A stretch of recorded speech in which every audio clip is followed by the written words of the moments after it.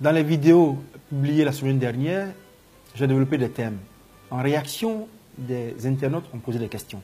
L'une des questions qui revenait constamment, c'est le rôle du maire, le rôle du président du conseil régional, le rôle du gouverneur du district et le rôle du préfet. Certains internautes ont trouvé que c'était des thèmes qui créaient un peu de confusion dans leur esprit. Nous allons essayer donc en quelques secondes de définir.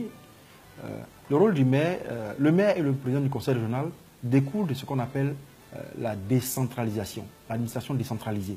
C'est-à-dire que l'État confère une partie de ses prérogatives à une entité régionale pour gérer les besoins des populations. Et c'est cela la décentralisation.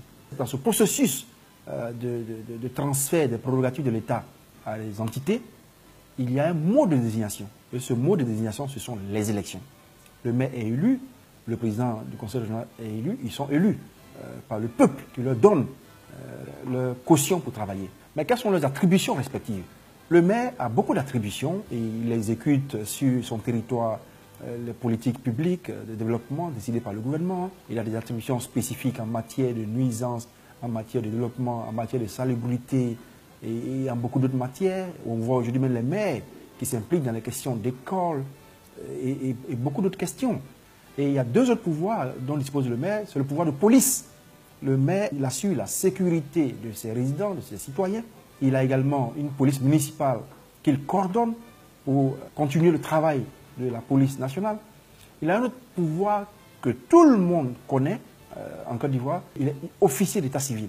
Il signe les actes d'état civil qui certifient la naissance, les décès, les mariages et tout fait qui touche à la vie des individus. Donc, brièvement, voici le rôle du maire. Le rôle du président du conseil régional, c'est pratiquement le même rôle que je viens de citer.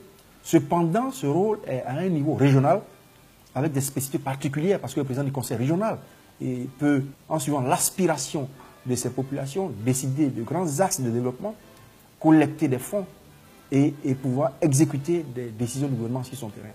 Et ces deux entités décentralisées, donc la mairie, le maire et le président du conseil régional, ont aussi ce qu'on appelle la personnalité juridique, c'est-à-dire qu'ils sont autonomes, ils peuvent aller en justice, ils ont des dons, des legs, des financements, des recettes que la loi leur permet de collecter sur leur territoire et ils le gèrent de façon autonome avec l'approbation du conseil municipal. Le gouverneur du district, lui, il est à la fois, le district autonome d'Abidjan et le district autonome de Yamoussoukro, on en a deux en Côte d'Ivoire, selon les lois adoptées en 2014. Ils sont une combinaison de la décentralisation et de la déconcentration. Donc ils ont une délégation des pouvoirs de l'exécutif, mais ils sont également composés de personnes élues. Et ils fonctionnent un peu sur le même système. Ils ont des fonds, et ils ont des recettes qui leur permettent de faire des projets de développement dans leurs circonscriptions respectives. Le rôle du préfet, je l'ai expliqué, le préfet est le représentant du président de la République et de l'ensemble du gouvernement, ainsi que des institutions sur son territoire. Il coordonne l'action d'une façon générale. Donc, en 3 minutes 40 secondes, voici brièvement expliqué les rôles du maire, du président du conseil régional, du gouverneur du district et du préfet.